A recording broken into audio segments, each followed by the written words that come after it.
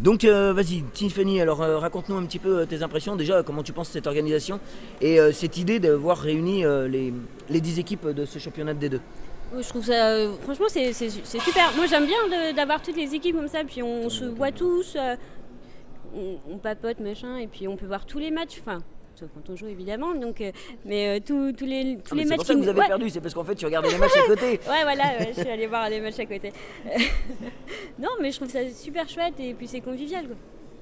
Ouais, tout à fait, ouais, effectivement, c'est donc la première saison où la commission a décidé de mettre en place ces journées de championnat. Je vous rappelle que pour la D1, ça va être la dernière journée de championnat qui va être en juin, et le 28 juin exactement, et ce sera même après la Coupe de France. Ouais. Donc ça va être, on va dire, le gros événement de cette fin de saison. Déterminant avec les 10 équipes, c'est sûr. Le titre va peut-être pas se jouer là, mais peut-être ce serait bien d'ailleurs. Ouais, ça mettrait du suspense. Ça pourrait être sympa. Et puis après, peut-être une finale de Coupe de France qui serait serrée, peut-être pourquoi pas faire la revanche. Bah oui, ouais. C'est ça qui est bien. Ça ferait une belle revanche 3 semaines après, donc je pense que ça peut être pas mal. Ouais, non, c'est bien, et effectivement, cette organisation-là. Et donc, du coup, un petit peu plus, on va dire, personnel, et de point de vue de ton équipe, quelles sont un petit peu vos impressions là, de ce début de championnat de D2 qui m'a l'air quand même assez relevé? Ouais, clairement, on fait pas du tout une bonne journée, donc on a perdu 2 matchs. Bon, on a fait des nouveaux essais dans le placement des joueurs, enfin dans le positionnement des joueurs, et c'est pas très très concluant, mais je pense qu'il y a un début à tout et qu'il faut prendre le temps. Mais ça va aller.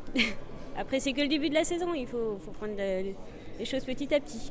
On t'avait vu être gardienne, je crois, sur le premier match, ou l'un des matchs? Les deux premiers. Du coup, c'était une technique qui s'est avérée réussite, pas trop, non? Non, pas trop. Non, moi ça fait très longtemps que j'ai pas été gardien de but, et reprendre les cages comme ça, c'est un peu compliqué après autant de temps. Ouais. Pour prendre l'habitude. Ouais, c'est compliqué, ouais, non mais tout à fait. Bah, de toute façon, on le voit, ce qui est assez frappant, je dirais, sur cette première journée de championnat, c'est que toutes les équipes sont capables de battre tout le monde. Et c'est ça qui est incroyable. Nanterre a perdu un match ou a fait un match nul plutôt, contre Vaucresson, si je me souviens bien. Ouais, un partout. Alors que Nantes derrière avait battu Vaucresson, que Vaucresson avait battu. Enfin bon, voilà quoi, c'est ça qui est assez sympa, c'est que on voit que ce championnat de D2 est très très ouvert cette année, ouais. Et ça va être très serré. Là, je vois pas qui tout simplement peut prétendre à être champion, qui va être dans la charrette à la fin. Et je pense que ce championnat de D2 cette année va vraiment être très passionnant. Après là, je pense que c'est que le début du championnat, du coup les équipes peuvent encore changer, les styles de jeu, etc. Mais de ce qu'on a vu, je pense, depuis le début de la journée, c'est Saint-Etienne qui a vraiment la bonne impression de cette première journée, qui a pour l'instant gagné tous ses matchs, sauf là contre Nanterre, voilà, c'est la mi-temps. C'est ce que j'allais dire, c'est qu'à contrario, ils sont battus pour l'instant par Nanterre. Et c'est ça qui est assez sympa quoi, en fait. Hein. Ça va on va sortir de cette journée de championnat, ça se trouve, avec un classement qui va être ultra serré. Et ça promet vraiment une belle saison. C'est sûr.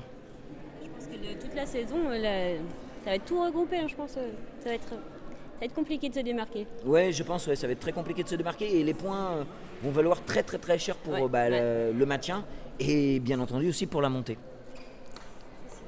C'est sûr. Et donc Baptiste, toi qui jouais l'année dernière avec Vaucresson, est-ce que tu as pu voir un petit peu ce qu'ils ont fait? Est-ce que tu as eu leurs impressions? Est-ce que tu pourrais nous en parler un petit peu? Voir pas tellement, parce que j'ai dû filmer sur l'autre terrain où il n'y avait pas Vaucresson justement. Mais les résultats sont bons. Contre Rouen, contre Nanterre, c'était une belle équipe l'année dernière. Après, l'équipe 2 donc, a perdu 2 joueurs assez cadres, donc Ferdaous et moi. Donc c'est des jeunes qui étaient en phase finale de National l'année dernière. Donc c'est une belle évolution pour eux de passer en National à la Division 2. Et je pense qu'ils ont toute la place de viser le milieu de tableau, hein, parce qu'on sait qu'ils vont pas pouvoir viser le titre de champion, malheureusement. Sinon on l'aurait dit avant, mais c'est quelque chose qui va être difficile. Mais en tout cas, moi je suis sûr qu'ils vont se maintenir en D2, ça c'est sûr. Et pourquoi pas viser le podium, je l'espère pour eux, ce serait bien. Ouais, c'est vrai que c'est une petite équipe de jeunes, pour les avoir joués ce matin, de toute façon. Je ne vais pas dire le contraire, c'est une petite équipe de jeunes qui promet énormément. Encore une fois, Vaucresson nous sort des joueurs tous les ans, on va dire, très talentueux.